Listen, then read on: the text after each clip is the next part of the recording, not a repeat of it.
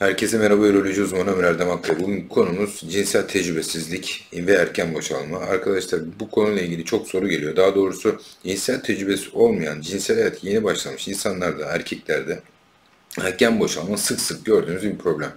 Kişi böyle bir problemle karşılaştığı zaman hemen kendini erken boşalma hastalığım var diye etiketleyebiliyor. Şimdi aslında baktığımız zaman kişinin cinsel tecrübesi, çiftin cinsel uyumu arttıkça, kişinin bilgisi, görgüsü arttıkça bu durum yavaş yavaş düzeliyor arkadaşlar. O yüzden birkaç ay geçmesini beklemek lazım.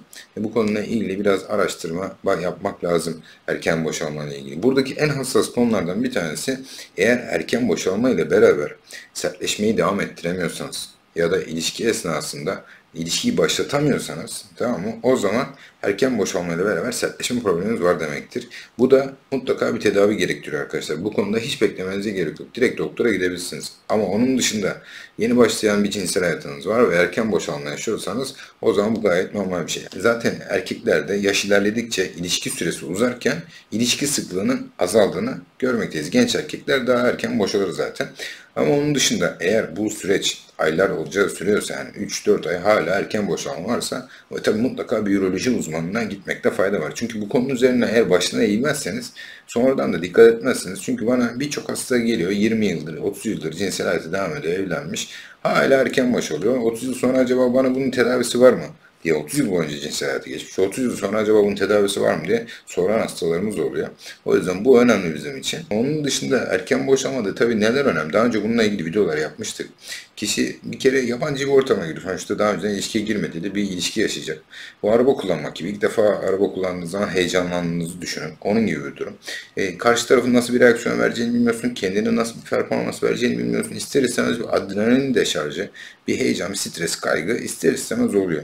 Ama kişi zaman içerisinde kendi bedenine hakim olmaya başladıkça, hangi pozisyonda daha iyi olduğunu, hangi pozisyonda daha rahat olduğunu, hangi pozisyonda kendini daha rahat kontrol edebildiğini gördükçe erken boşalma düzeliyor diyebiliriz. Bununla beraber kişinin cinselliğe bakış açısı önemli arkadaşlar. Şimdi kişi cinselliği penisin vajina girişi çıkışı olarak görüyorsa, bir bütün olarak, o zaman tabii ki problemler çıkabiliyor. Hem de çift problemleri de çıkabiliyor. Çünkü kişi sürekli erken boşaldığı zaman kadın partner artık ilişki bir hizmet, bir servis, bir yemek hazırlamak gibi bir şey olarak görüyor artık yani. Çünkü haz almayacak, keyif almayacak, erkeğin ihtiyacını giderecek bir durum olarak görmeye başlıyor ve cinsel isteksizlik başlıyor kadınlarda zaman içerisinde. Çünkü cinsellikle ilgili hiçbir beklentisi yok.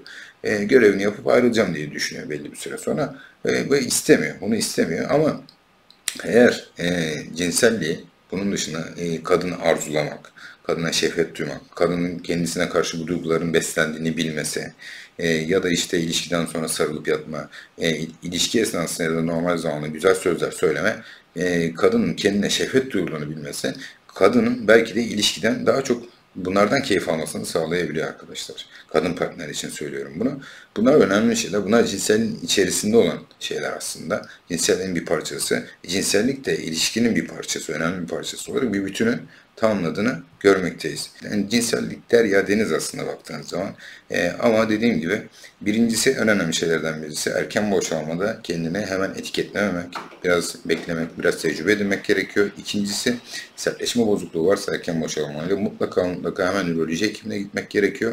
Onun dışında dediğim gibi kişinin bilgisi, görgüsü ve çift uyumunu düzeltmesi ve çiftin arasındaki duygusal bağın güçlü olması mutlaka gerekiyor ki, çünkü bu erken boşalma tedavisinde doktora çift olarak gelmek çok önemli. Tedavisi çok daha kolay oluyor. Bana gelen hastaların bir tanesi mesela, hocam bana git ne halin varsa gör, bunu tedavi ettir, öyle gel diyen eşleri de oluyor. Buraya çift olarak gelmiş kadın partner, hocam biz bu tedavinin, bunun hastalığın üzerine nasıl gideceğiz? Ben kadınlığımı hissetmek istiyorum. İşte 5 dakika bana yetmiyor diye gelen hasta profilleri de oluyor dediğim gibi. Hangisi tabii ki daha iyi cevap veriyor tedaviye? Çift olarak gelenler tedaviye çok daha iyi cevap veriyorlar. Dinlediğiniz için teşekkürler. Saygılarımla.